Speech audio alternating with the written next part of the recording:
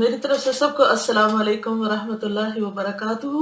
طلبا انشاءاللہ تعالیٰ ہم اسلامک تعارف کی کلاس شروع کریں گے۔ اس سے پہلے آپ چھوٹی سی بات بتانا چاہتی ہوں کہ الحمدللہ کل ہم نے رمضان کا فہم القرآن پروجیکٹ کے کورس شروع کیا ہے اور آج وہ اسٹوڈنٹس بھی ہمارے ساتھ ہیں۔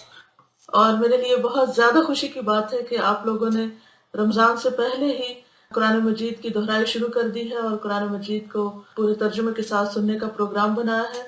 میری دعا ہے کہ اللہ تعالیٰ آپ کو اس کی بہترین جزا دے، قرآن کو آپ کے دلوں کی روشنی بنائے اور آپ کے لیے عمل کا رہنما بنائے، اور اس کی برکتوں سے آپ کو اللہ تعالیٰ دنیا اور آخرت میں مالا مال کرے اور بہترین فیض پہنچے، بہت ساری دعاؤں کے ساتھ۔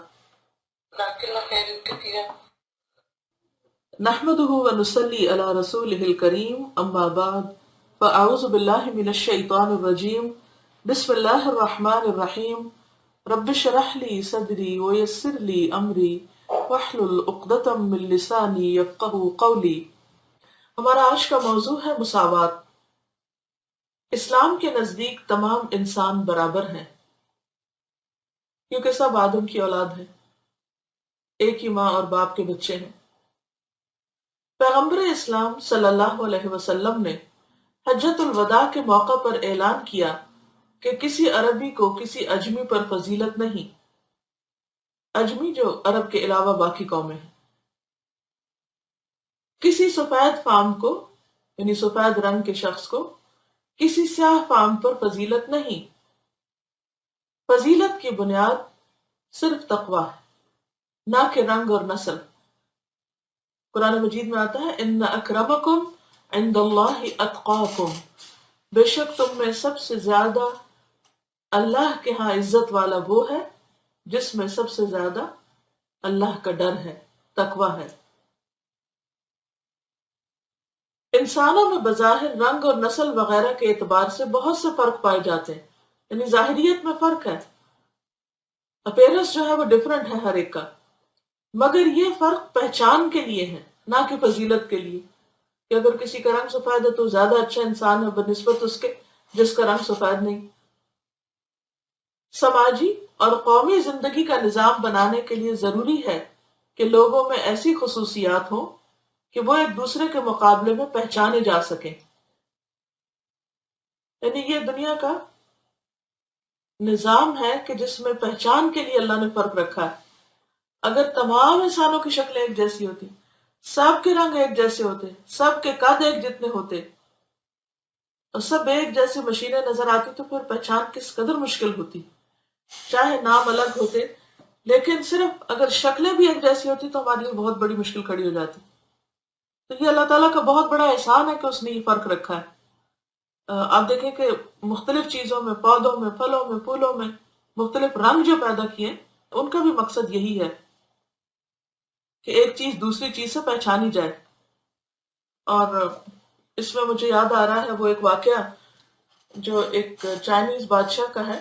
کہتے ہیں کہ ایک چائنیز بادشاہ جو ابو جعفر کے زمانے میں تھا، ایک مسلمان خلیفہ جو عباسی اور اموی حکومتوں کے بارے میں پڑھا ہوگا، تو ابو جعفر منصور ایک خلیفہ تھا عباسی، دوسرا عباسی خلیفہ۔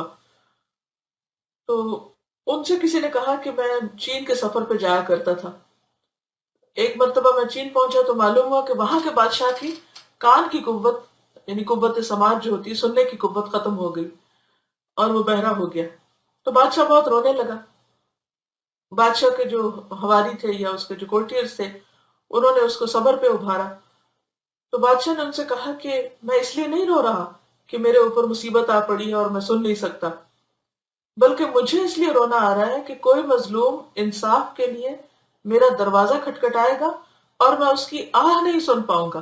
یعنی اتنا زیادہ انصاف پسند بادشاہ تھا کہ میں ان کی آہیں کیسے سنوں گا، ان کا رونا کیسے سنوں گا، تو مجھے پتہ نہیں چلے گا کہ وہ کیا چاہتے ہیں۔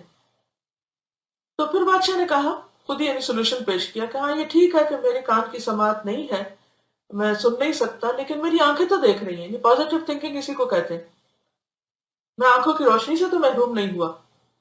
چلو لوگوں میں اعلان کر دو کہ لال کپڑا مظلوم کے سوا کوئی دوسرا نہ پہنے، تب یہ لال رنگ کیا ہوگا، ہر مظلوم کی پہچان ہوگی۔ تو اس کے بعد کیا ہوا کہ بادشاہ شام کے قریب یعنی شام کے قریب یعنی رات سے پہلے سوار ہو کے باہر نکلتے اور دیکھتے ہوئے چلتے کہ کسی شخص نے لال کپڑا تو نہیں پہنا ہوا، تاکہ وہ لال کپڑے والے کو دیکھ کر فوراً اس کی مدد کو پہنچے۔ تو بات یہ ہے کہ جس نے کوئی کام کرنا ہوتا ہے اور جس نے مدد کرنی ہوتی ہے اس کے لیے اللہ تعالیٰ راستہ بھی نکال دیتے ہیں۔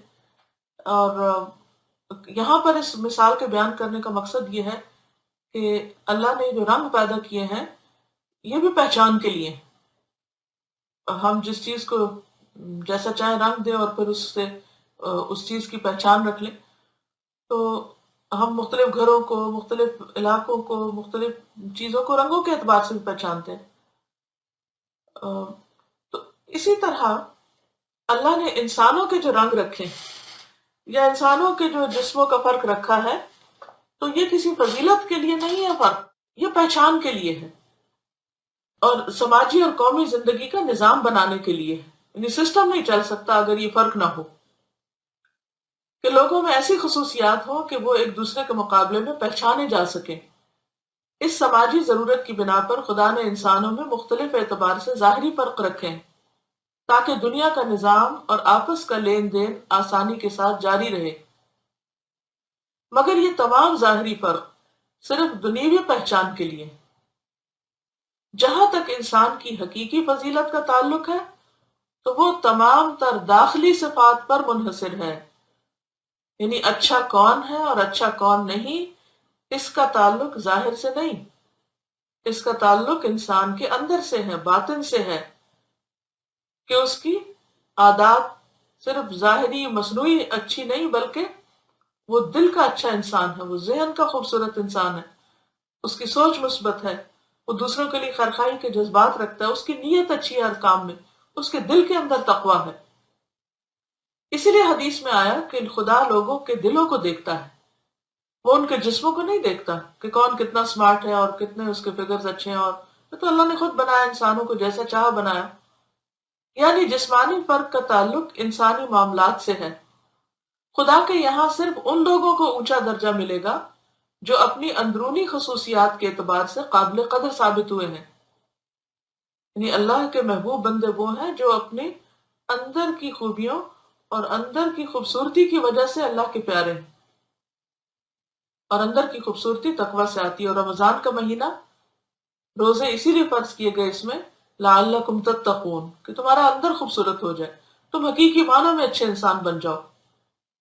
اسلامی نظام کے ہر شعبے میں اس انسانی برابری کو ملحوظ رکھا گیا ہے۔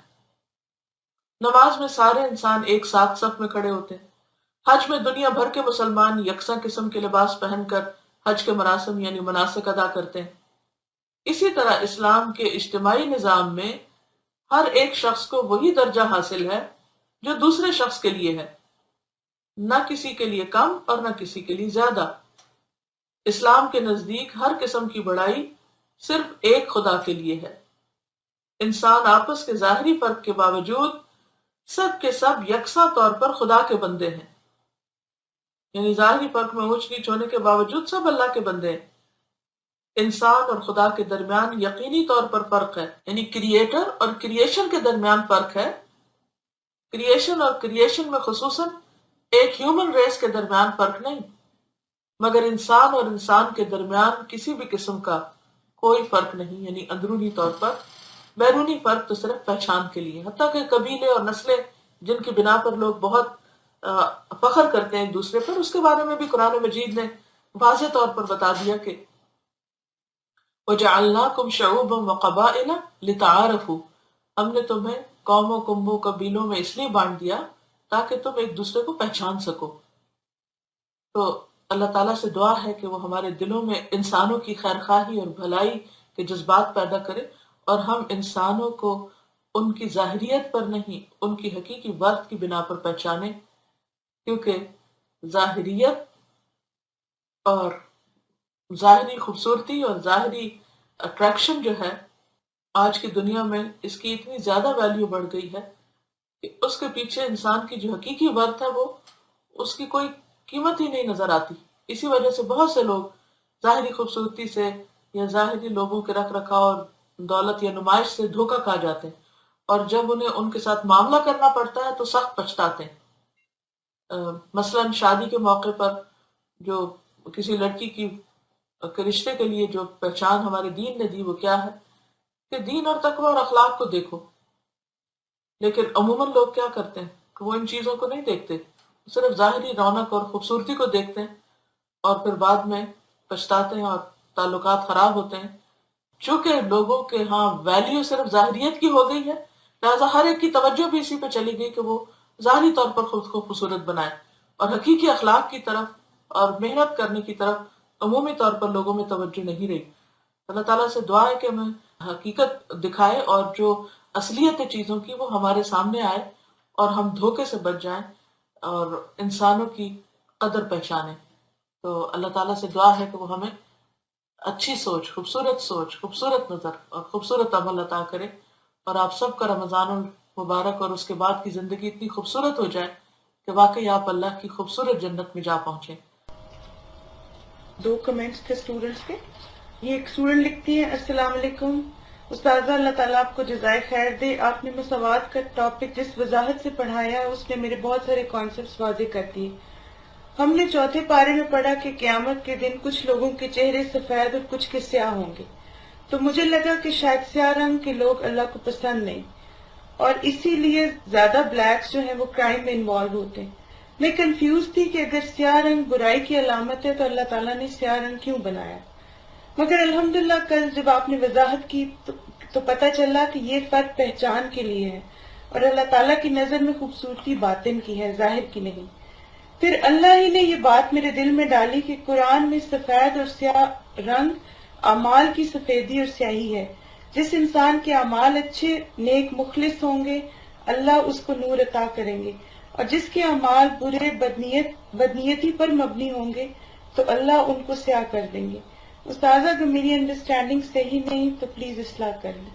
نہیں، درست ہے ان کی انڈرسٹینڈنگ. بارک اللہ فیکم، بہت اچھا آپ نے سمجھا اس کو. استاذہ ایک اور کمنٹ، ایک جنرل سی بات ہے جو اکثر پائی جاتی لوگوں میں. ان کا کمنٹ اس لیے مجھے بہت اچھا لگا. ان لکھا ہے کہ کل مساوات کا ٹاپک سن کر مجھے بہت خوشی اور اطمینان ملا. اصل میں میرے گھر والے مجھے کہتے تھے کہ اس کی چوائس لوگوں کے معاملے میں 0 ہے. کچھ سال پہلے ہم بھائی کے لیے رشتہ دیکھ رہے تھے اور مجھے ہر وہ لڑکی پسند آتی جس کا اخلاق، بات چیت خوبصورت ہوتی مگر دیکھنے میں اتنی خوبصورت نہ ہوتی. میں امی کو کہتی امی یہ بھائی جان کے لیے اچھی رہے گی. امی اور بہن کہتی اس کو تو کہیں لے کر ہی نہیں جانا چاہیے، ہر کوئی اس کو پسند آ جاتا ہے.